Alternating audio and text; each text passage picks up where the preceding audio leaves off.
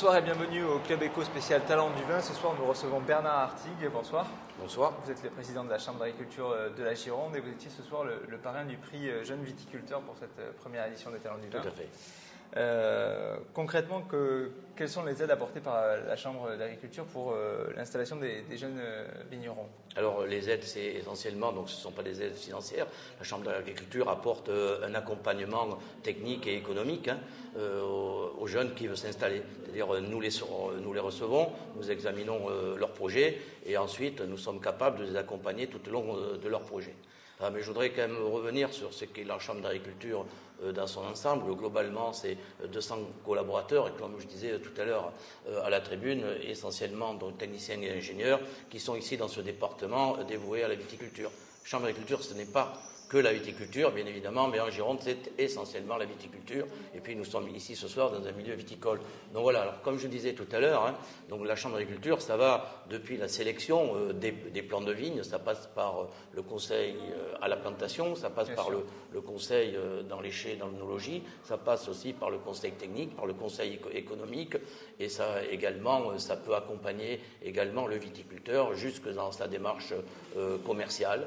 Voilà. Et la Chambre d'agriculture de la Gironde, c'est aussi une structure qui organise le concours de Bordeaux Fête le Vin chaque année. Donc le premier samedi, la foire de Bordeaux, vous devez le savoir. C'est le plus grand concours de France en appellation d'origine contrôlée avec 4000 échantillons, etc. Et depuis maintenant 5 ans, nous organisons également un concours plus modeste, certes, mais en Chine. D'accord.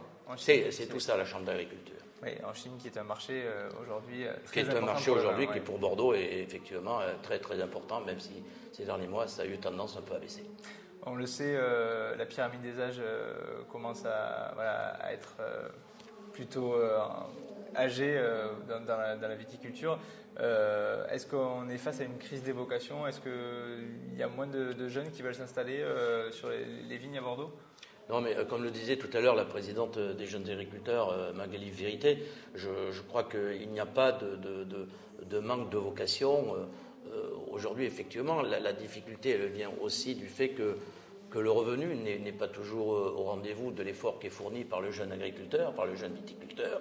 Donc ça peut en freiner quelques-uns. Néanmoins, on est passé par un creux il y a un an ou deux. Aujourd'hui, il semblerait que l'installation retrouve un intérêt pour les jeunes. Donc on est reparti sur une démarche positive en matière d'installation.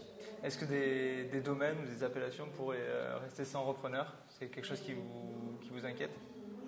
Écoutez, jusqu'à présent, les domaines, et quelles que soient les appellations, ont trouvé des repreneurs.